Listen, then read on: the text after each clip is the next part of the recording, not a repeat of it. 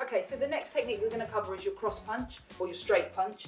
So first thing, stand in your stance with your hands up nice and high, get your feet in the right place, guard nice and high, lead shoulder forwards. So your cross punch is the one that comes off the rear side.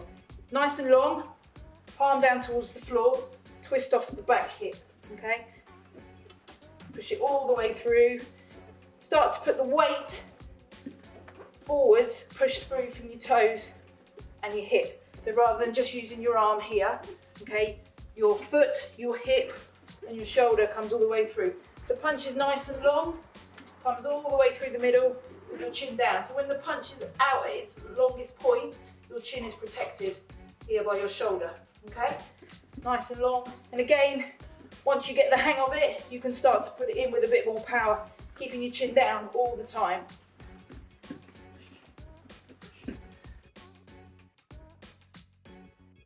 Okay, so now we're going to work the cross punch on the pads.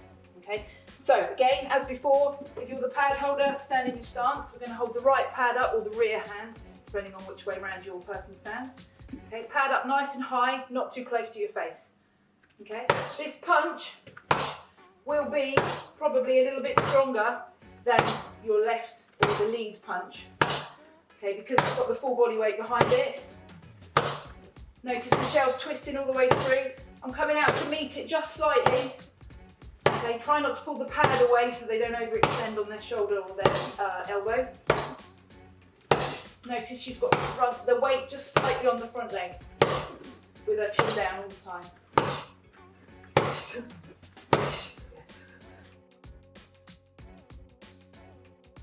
Okay, so if you don't have access to focus pads, okay, same as we did with the jab, we're going to stand opposite each other. I'm going to hold my right hand up nice and flat, and Michelle's going to throw the punch out.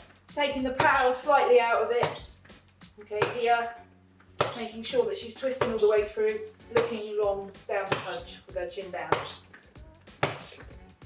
Perfect example.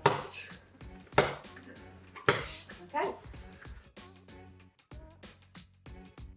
Okay, so if you're a parent and you're needing to work this, I'm just going to show you how to do it. Obviously Michelle's already down in the position. So I'm going down onto my knees here, into a comfortable position, putting my lead side forwards so that I'm not in this position going to get knocked over. Okay, here. I could put this leg up if I feel more comfortable with it. Obviously if you've got bad knees, then put something under your knees as well, like a cushion or something, so you're not going to damage your knees.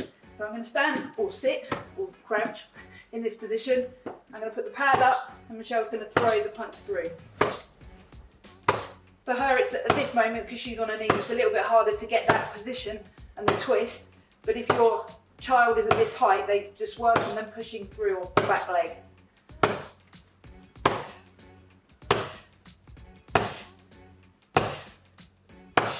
Good.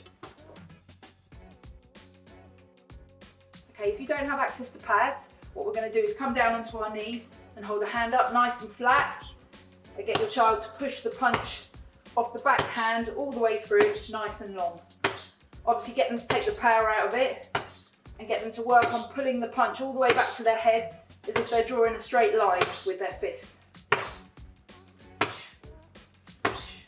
If you want to, you can count 1, 2, 3, 4, 5, 6, 7, 8, 9, 10.